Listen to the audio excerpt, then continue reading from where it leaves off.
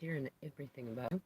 So, I'm going to do a tarot reading. I know it's been forever since I've done like a tarot reading, but I'm feeling the energy and the motivation right now, and that's what I asked Spirit to help bring me into, so I'm going to do it.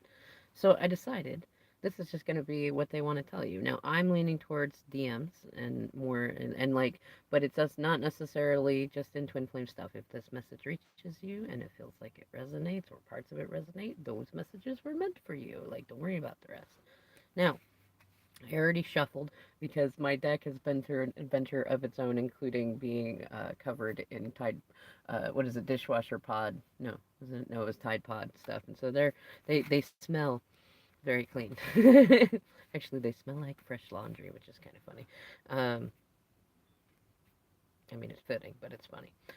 So I decided to go ahead and shuffle them and clean them up energetically and stuff like that just beforehand. Makes the video a little bit faster too. So what the three cards decided to come out, and what we got was this trio: the Ace, or excuse me, the Page of Swords. It's interesting, the Ace, right? Once you get to the pages, so the pages, the knights, or the pages, the queens, and the kings, and well, and the knights, they all hold aces if you think about it.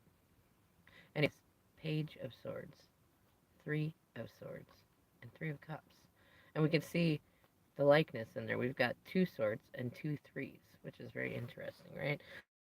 And so all of it very much relates to collective energies going on. So like that which goes on within happens without too. And typically, like until you get really good at your shadow work, that which happens around you also happens within you, right? In any case, what I've been like normally when I do this, so I guess I'm evolving my practice. Normally when I do this, I just draw the cards. I don't usually look at them first and think about them, but I was really pulled into them. Like it was really like there's an interesting story unfolding here. And what it is that I'm getting from these cards is like there is some sort of event. Now I feel like in some timelines it's like wider events, worldwide events, and others it's smaller stuff. For others it's, as Kobe stuff starts to really like move out of the energy that we've been in with it, or it could be a contract of some kind. Like in fact it feels like there's a couple of contracts of some kind, but like there's some sort of event that's coming up that like the person you're thinking about, what they're thinking about is like it not what they're thinking about. What Spirit is saying is that there's some sort of karmic fulfillment going on at this event. It's something for their healing and their wholeness, but it is also, it feels like there's something about this event that fulfills a karmic contract with like family, friends, people of the old chapters of their lives, and if they're with somebody, that person too. And like there's things that will be released going through it, but it's like it's it's voluntarily given. Like it's released. It's not taken. It's a desire to release it. And it's like a surface level celebration. Like either it's people celebrating an event that's not meant to be celebrated, or it's like people like giving an air of celebration or an air of like rejoicing, or maybe there's just drinking going on. I don't know. There's some sort of gathering going on that has to do with loss, and it will help relieve some old like really stuck in the craw sort of stuff for this person that you're thinking about. And there's like there's something to do. So I was looking through the rest of the deck too, and the card on the bottom, this is their shadow card. There's some sort of contracts, and it's like the cards underneath that too are showing that like there was manipulation of words, there was like manipulated emotional messages, there was like a bunch of choices played out, and it led to some sort of contracts. It could be legal contracts, it could be marriage contracts, could be leases, things like that. But there was definitely some sort of trickery in there. There's definitely Gemini energy in here. And like a lot of plans were said to be made, a lot of things were supposed to happen. There's, see again, like 10 of Pentacles in reverse, some kind of family situation that was likely the roots were planted in greed and power versus powerlessness and lack and things like that, and the contracts of it have already fallen apart in it. Like, and It's funny, like looking at more of it. Like they're gonna communicate with you fairly soon.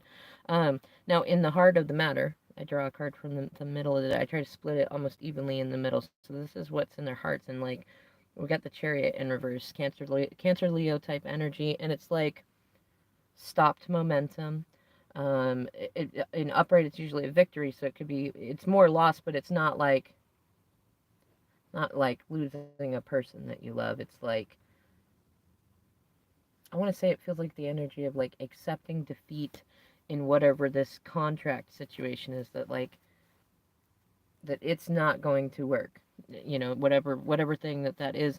And right behind it, which was the card I thought that was going to be split in the middle, but it didn't, is the Tower and the Two of Wands with the Ace of Wands. So it's likely, yeah, and Page of Cups, Ace of Swords. So there's words are still forming, and like there's many things to be said and to be communicated, especially when it has to do with children. But it's like it's funny because to get those cards and to see these cards, and then I went for the card at the top of the deck, which is usually like the hot topic. So when we're talking about like asking the cards for what another person is thinking, like that would be like what's in their conscious mind. So like the shadow card here is like what they're aware of it, but they may not be facing it.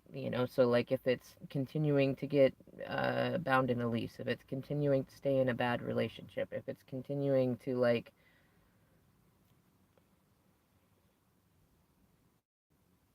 I want to say like kind of be like a doormat, like having a bunch of like smaller towers over and over and over again, like to see that, and then in the heart of the matter, like the Chariot reversed, like the Chariot stopped, like letting the well run dry. If you're like providing financially for someone, you realize someone is just using you financially, or just using you for image, or just like vain things, like putting a stop to that. So that's like in their heart. So their shadow is the contract, and it's also something to do with like church or spirituality, kind of like leaning too much into what society thinks or family thinks or things like that. But what's funny is like then the hot topic card is this, the Fool card, and it's an upright too, and it's like, especially with the dog there, it's like this newness, this like I don't have to jump off and hope that I'll grow wings. I'll just grow wings right here where I'm standing and fly off, just fly over the cliff and land wherever I want.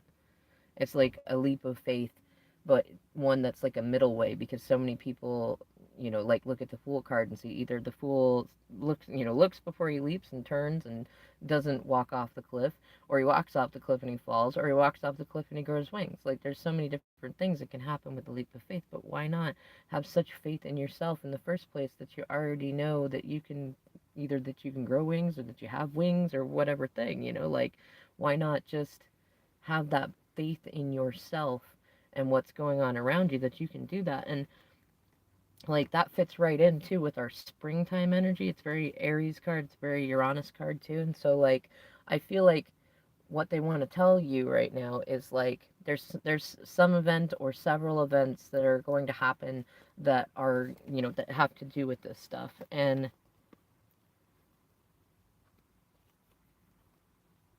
you know what it kind of feels like is like somebody, I'm kind of looking through more of these cards. Or you know what? Let's get a little more clarity. I'm gonna pull my new deck.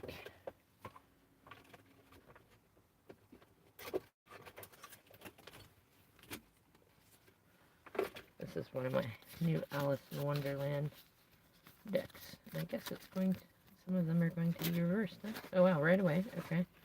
What do we got? And it was reversed. Curiouser and Curiouser. Discovery, inquiry, weirdness, and curiosity, but it was in reverse. So this is an interesting thing to think about. So it almost gives me the vibes of like curiosity killed the cat sort of thing, like, but not quite in that way. It's more like it feels like there will be some event where there's going to be like a lot of questions, a lot of gossip, a lot of like let's see what else we get here. Let me turn it this way. What else are y'all saying?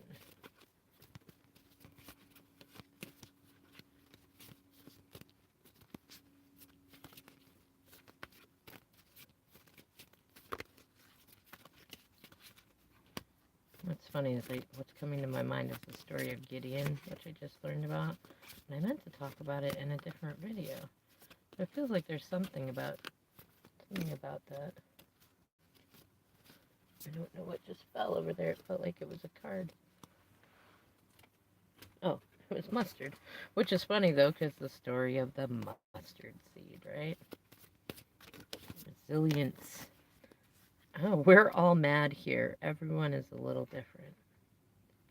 Interesting. And now on the bottom of the deck, do not drink poison. Do not do things you know are bad for you. I feel like what it is whatever this event is, whether it's like a celebration or a gathering of some kind, like family, friends, people you work with, or not, or some sort of thing like that, or a worldly thing, it's one of those like, don't drink the Kool-Aid. Like, like maybe there's something that's going to happen at this event for them that will like bring them their courage, because that's what this card usually speaks to me as. Like, this, it's one of the most grounded, um it's one of the most grounded sword cards. And on top of that, like, it's that space where there's still a great deal of immaturity, but kind of that newness of life, like that eagerness to like take on the world, to be something, to do something, to have thoughts and opinions, to write or sing things, to do stuff. But you got to find the courage in order to do that. And then to have, like, the way that these cards laid out, it's like part of what they're saying is like they are independent in their hearts and in their minds, but there is some sort of thing. There's a loss going on, and it definitely, with these threes, it feels like there's definite feminine energy in this side, and it's like it's blocking the masculine energy. But it feels like whatever is going to happen at this gathering is going to basically, like, it will lose itself. Does that make sense? Like, like a storm that, I don't know, like, it gets going and it maybe goes for a minute and then it just kind of peters out. I mean, it could be windstorm or tornado or hurricane or anything like that. Like, it feels like it's going to be one of those, like, there's a lot more thought energy than anything else, like a lot more thinking about things, but finding the courage even in the midst of like groups of, that's what it is. That's what it is. And we did see the Ace of Swords in there. What they're saying is there's going to be something that is likely going to be spoken by them that will help them like finish out whatever this karmic obligation is. And like, it's probably something generational, but there's something about it in the completion of it that will help them like unburden their heart in whatever way has been preventing them from growing, out of, like, because swords are great. I'm not saying swords are bad, but swords in terms of like the pip cards and tarot and the suits are the most immature of them. Like, but it is the process where we start to become more mature, because without a swords we wouldn't have so much thinking and logic and stuff, and we need that in order to get to the next spaces, right? So like, they're saying, like, they're still in an immature space, but they're trying, they're planting new seeds of it. They're in a good space of being open about things and being faithful, and they're like, at the front of their mind is that like leap of faith towards you. Like, what's the way they can do it? Like, I feel like their minds are like opening up to possibility, because before maybe they were in a very black and white, like, oh, it can only be this or it can only be that, and now they're like, their mind is open to the possibility of like, what do I not even know that I could do? Or like, what's another way? And a lot of them, it feels like the message from this stuff too is like, they're really opening up to spirituality and like manifestation and things like that. So they're aware that things could happen in ways that maybe they're not seeing at the moment. That feels really, really good. I hope it feels good to you. All right, I'll see y'all in the next reading.